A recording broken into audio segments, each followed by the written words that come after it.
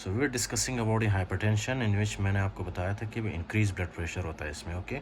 और वो increase blood pressure किस चीज़ पे डिपेंड करता है? Cardiac output and total peripheral resistance पे, राइट, ओके। और मैं ये आपको बता चुका हूँ कि ये एग्जैक्टली इनका मैकेनिज्म क्या है ना। Listen very carefully. अब ये जो कार्डियक आउटपुट है ये इंक्रीज़ कैसे होता है? सबसे पहले आपको पता है, आप जो खाना खाते हो, राइट, खाने के अंदर क्या होता है? नमक डालते हैं ज़्यादा। तो ब्लड प्रेशर के मरीज़ों के लिए, राइट, पेशेंट्स के लिए हम क्या करते हैं? मोस्टली हम उनको कहते हैं कि आप खाने में नमक कम इस्तेमाल किया करें। क्यों? क्योंकि ये जो सोडियम है ना, सोडियम जैसे ही ब्लड वेसल में एब्जॉर्ब होता है ना, ब्लड के अंदर जैसे ही सोडियम जाता है, this will lead to water retention. ये अपने साथ वाटर को भी पुल करता है, ओके फाइन, अपने साथ वाटर को खींच लेता है, जिसकी वजह से सोडियम और वाटर ब्लड के अंदर होगा और जाहिर सी बात है कि ब्लड वॉल्यूम इंक्रीज होगा, okay, and that will lead to hypertension. जितना ज़्यादा ब्लड वॉल्यूम होगा उतना ही ज़्यादा वो ब्लड क्या करेगा? अपने आपके ब्लड वेसल्स पे, आपके ब्लड वेसल के वॉल्स पे प्रेशर अप्लाई करेगा। इसी को तो कहते हैं हाइपरटेंशन, ओके। उसके बाद है एल्डोस्टेरोन। एल्डोस्टेरोन क्या? आपका नेफ्रॉन है, नेफ्रॉन के सेल्स जो है ना at the last part, okay, specially ये जो एल्डोस्टेरोन है नेफ्रॉन के सेल्स पे जाके क्या करते हैं? ये सोडियम की रिटेंशन करवाते हैं, okay. This aldosterone will lead to increase in the absorption of this sodium. जितना ज़्यादा सोडियम एब्जॉर्ब होगा ब्लड में जाएगा, उतना ही ज़्यादा सोडियम के साथ वाटर एब्जॉर्ब होकर ब्लड में जाता है, okay. That will lead to increase blood pressure.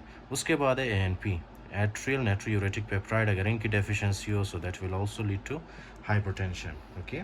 इसी तरह से आपका हार्ट रेट है, हार्ट रेट जितना बढ़ेगा that will also lead to hypertension and contractility, okay. I will explain these things in the pharmacology में भी, ओके, कि ये हार्ट रेट कैसे इंक्रीज होता है, कॉन्ट्रैक्टिलिटी, कुछ ड्रग्स होते हैं, ओके, आइनोट्रोपिक क्रोनोट्रोपिक ड्रग्स। अब वो हम देते हैं in order to control this contractility and heart rate, okay. तो ये कुछ चीज़ें हैं, ये कुछ फैक्टर्स है जो कि आपके कार्डियक आउटपुट को इंक्रीज़ कर सकते हैं, फाइन। उसके बाद है टोटल पेरिफेरल रेजिस्टेंस। ये किन किन चीज़ों पे डिपेंड करता है? Actually these are not written in your USMLE book, okay, but still I am trying to just clear your concept, okay. जितना ज़्यादा आप टाइम दोगे उतना ही ज़्यादा आपके लिए अच्छा होगा, राइट।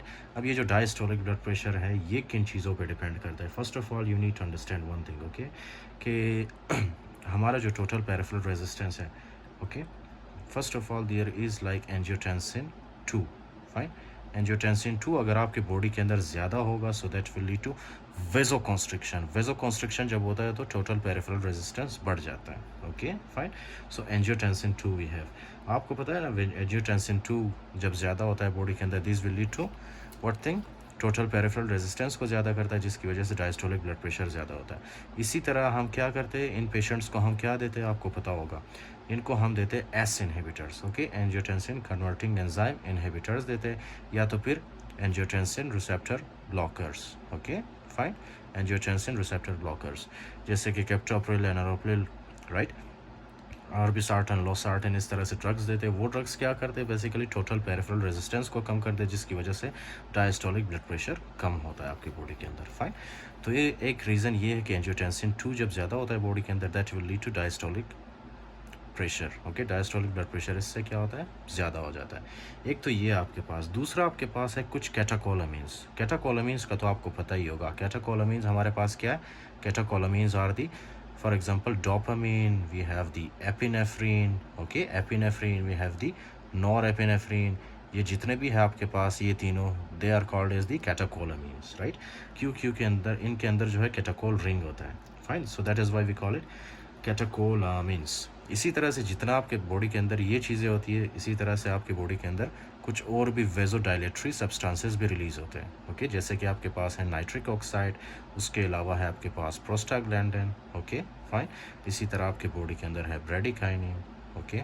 अब नॉर्मल पर्सन जो है ना, नॉर्मल पर्सन के अंदर हाइपरटेंशन क्यों नहीं होता? क्योंकि उनके बॉडी के अंदर, नॉर्मल लोगों के अंदर ये जितना भी, फॉर एग्जांपल यहाँ पे मैंने फैक्टर्स बताया ना, ये नॉर्मल वैल्यू में होते हैं, ओके फाइन, नॉर्मल वैल्यू में होते हैं। ये एक दूसरे को क्या करते? बैलेंस करते, एक दूसरे के इफेक्ट को ये कैंसिल करते। इसी वजह से एक नॉर्मल पर्सन के अंदर कभी भी आपको हाइपरटेंशन नहीं मिलेगा, ओके।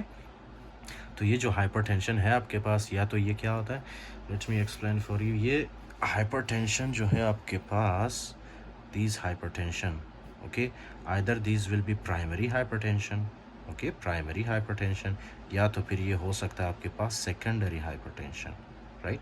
प्राइमरी या तो फिर सेकेंडरी हाइपरटेंशन।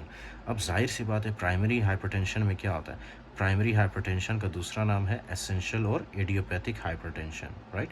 यानी कि कॉज हमें मालूम नहीं है, right. That can be because of the some genetic condition. आपको पता है, अब मेरे फैमिली में तो फॉर एग्जांपल मेरी अम्मी को हाइपरटेंशन है, उसके अलावा मेरी अम्मी के फैमिली में जितने भी मेंबर्स हैं ना, उनमें ऑलमोस्ट जो फीमेल्स हैं उनमें हाइपरटेंशन बहुत ज़्यादा है। Okay fine. मेरे जो खाला है, मेरी जो फॉर एग्जांपल नानी है, सबके अंदर हाइपरटेंशन है। फाइन। तो वो है आपके पास प्राइमरी या एसेंशियल हाइपरटेंशन, जो कि जेनेटिकली किसी जेनेटिक डिजीज़ की वजह से हो। फाइन। वो जीन्स में ट्रांसफ़र होती है। अच्छा, ये आपके पास है प्राइमरी हाइपरटेंशन। सेकेंडरी हाइपरटेंशन किस वजह से होता है? Secondary hypertension I will explain for you. These occurs due to some secondary cause. Okay, for example आपके पास है एक्रोमेगैली, फॉर एग्जांपल आपके पास है हाइपरथायराइडिज्म, ओके, हाइपोथायराइडिज्म। उसके अलावा है आपके पास pheochromocytoma. Okay, so these are the conditions which are not related to the primary hypertension. Okay, they are the secondary causes of the hypertension, so that is why we call them secondary hypertension. Okay, fine, but I will explain for you in the detail in the next lecture. सबसे पहले हम discuss करते हैं essential या primary hypertension. ये किस वजह से होता है? आपको पता है कुछ लोग ऐसे होते हैं जिनके बॉडी के अंदर जो है ना रेनिन बहुत ज़्यादा प्रोड्यूस होता है। ओके फाइन, रेनिन बहुत ज़्यादा प्रोड्यूस होता है। उनके बॉडी के अंदर कुछ ऐसे जेनेटिक चेंजेस हैं जिनकी वजह से रेनिन बहुत ज़्यादा प्रोड्यूस होता है। अब जाहिर सी बात है जितना रेनिन ज़्यादा होगा, रेनिन क्या करेगा? रेनिन जो है थ्रू डिफरेंट प्रोसेसेस ये सबसे पहले कन्वर्ट होता है किस चीज़ में? एंजियोटेंसिन 1 में। फिर angiotensin 1 with the help of ACE enzyme convert होता है एंजियोटेंसिन 2 में। ओके फाइन, एंजियोटेंसिन 2 में। और एंजियोटेंसिन 2 क्या करता है? एंजियोटेंसिन 2 के रिसेप्टर्स होते हैं इस तरह से ब्लड वेसल्स के ऊपर। Okay, and that will lead to vasoconstriction, right. तो आ गया आपके पास रेनिन। ओके, उसके अलावा है फॉर एग्जांपल आपके पास आ सकता है डिफेक्टिव नाइट्रियूरेसिस। ओके, डिफेक्टिव नाइट्रियूरेसिस यानी आपके बॉडी के अंदर क्या है, कुछ लोग जो फॉर एग्जांपल उनके बॉडी के अंदर होता है सोडियम। ओके, सोडियम बहुत ज़्यादा होता है उनके बॉडी के अंदर।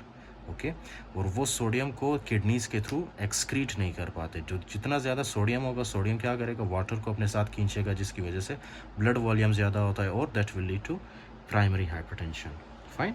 ओके, इसी तरह से आपको पता है ना, कुछ लोग स्मोकिंग करते हैं। अब स्मोकिंग की वजह से भी हाइपरटेंशन हो सकता है। या तो फिर कुछ लोग होते हैं जो कि बहुत ज़्यादा ओबीस होते हैं, ओबेसिटी वाले पेशेंट्स में हाइपरटेंशन कैसे होता है? You must remember one thing, ये जो ओवरवेट पेशेंट्स होते हैं, ओबीस पेशेंट्स, राइट, उनके बॉडी के अंदर बहुत ज़्यादा फैट होता है।